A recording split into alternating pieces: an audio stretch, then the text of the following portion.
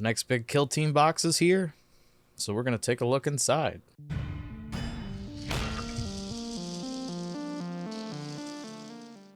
Alright, the next big kill team box is here. We didn't have to wait too long on this one. Funny enough, there was stuff that they announced before this that still hasn't come out yet. But, I mean, I'm not going to argue with it. Anyway, this box pits the Sanctifiers versus the Goremongers. So basically, the Sunday Bible study versus some corn cosplayers. So it's pretty much easy enough to guess right off the bat what the themes of these guys are.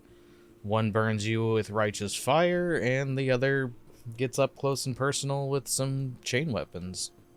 Anyway, let's get it open. Right off the bat, I kind of noticed that this box seemed kind of light. And I see that now.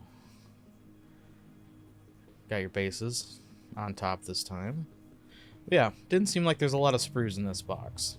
But I think the sprues are very high quality, like this Adepta Sororitas statue that we have seen before, so it's not necessarily new, but it is a fan favorite, so I'm happy that they're bringing it back. And just a note, if you've never seen one of my Kill Team boxes, we're just going to quickly go over the contents here, and then we will get a closer look at the sprues towards the end. But anyway, the first team up is the Goremongers, so it looks like you get 2 sprues with this guy. This creates 10 models. And then next up is the Sanctifiers. Same thing, 2 sprues, but this builds 11 models if you count the Cherub, which actually does some stuff in the game, so it counts. And then you've got your box of rules here. Pretty standard. Comes in its own little sleeve. No transfer sheets, but let's take a look inside this. Starting off, oh, it's upside down. We've got some artwork on the inner cover here. It's just an action shot of all the models. Pretty cool.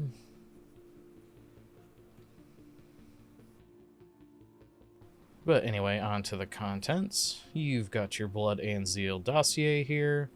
This is going to have your team's rules in it, their data cards, their faction rules, a mission pack, which we'll get to in a second here.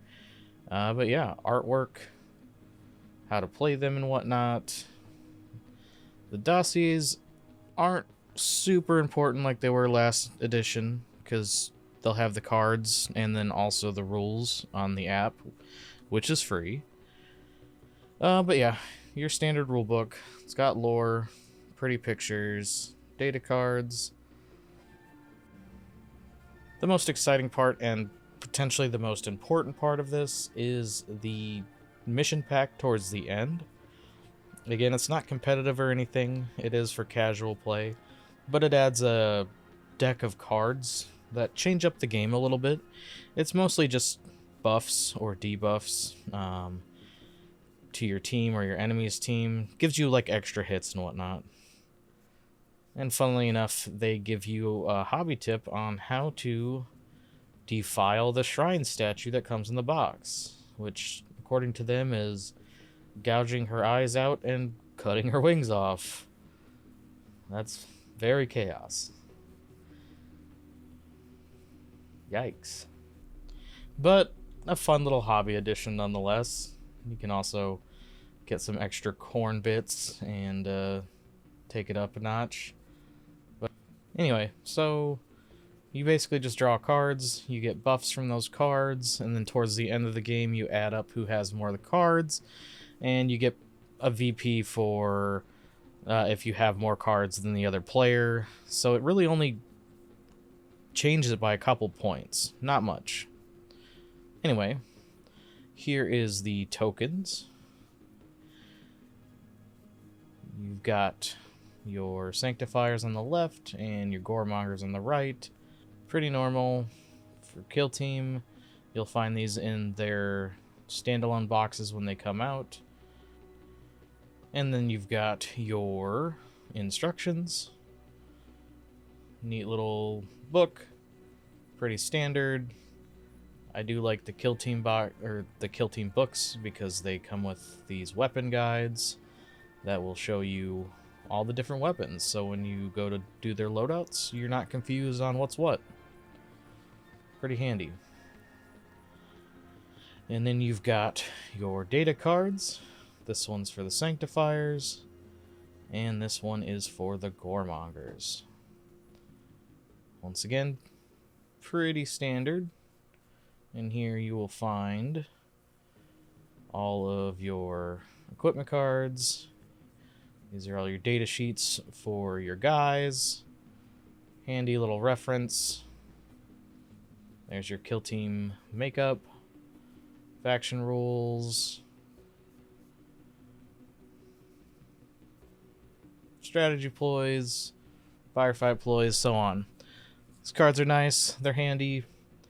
Again, if you don't get these, or you buy this kill team later, they are free on the app, so don't worry too much about it. But they are handy to have. Save your cell phone battery, I don't know. And then here is the Blood and Zeal cards. So it's noted that this isn't just for this box. You can play this with any combination of teams. It's not just for Sanctifiers or Goremongers. But yeah, you can just see it's just the Blood cards are more offensive buffs versus the Zeal cards, which are more defensive. And you draw according to what you want. And yeah. It's a fun little addition. Nothing too crazy.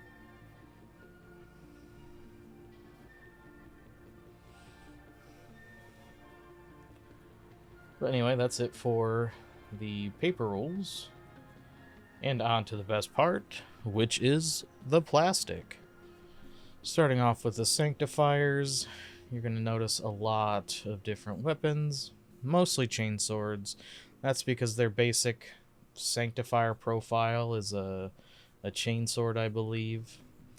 But a lot of unique bits on here. A lot of flame pistols. They got an eviscerator, the little cherub guy, your standard Imperium church group, for lack of a better term. Yeah, very unique set of characters on this one, including one of the sillier, creepy models, the Miraculist, and the Salvationist, who wears a spooky mask. It's like a Death Eater or something. And then you've got your dude with really big hat. Got a couple different hat options. And then on to the Goremongers. These guys also have a lot of chain weapons, but that's kind of their shtick and kill team, not just 40k. They all have robotic legs to look like, or at least move like bloodletters, I guess. These are bloodletter cosplayers. And they all carry backpacks around full of blood, because, you know, they love corn. They all look pretty similar. They wear skull masks, have chain glaives or chain swords. You'll see the blood harpoon right there. When you shoot somebody with it, you can drag them towards you. It's pretty cool. But yeah, these guys all look really cool. They're less unique from each other, but cool nonetheless. And then back to the terrain feature that comes with this. It is a giant Adepta Sororitas looking statue. It was previously seen in the Battle Sanctum terrain from 9th edition or 8th edition? I don't remember. But it was a fan favorite, and it's really hard to find until now. But anyway, that's all that's in the box. Again, kind of a lighter box, but I feel like the quality of the contents was really good. I do like the aesthetic of both these teams, and they both seem very fun to play. But speaking of playing, this was a very shallow unboxing video. We do plan on going over these teams further in depth, so stay tuned for that. And potentially even a battle report, hopefully. We're trying to get in that, we promise. But if you made it this far, we super appreciate it, as well as any likes, comments, and subscribes. It helps us keep doing what we like doing, and that's talking about miniatures. Until next time.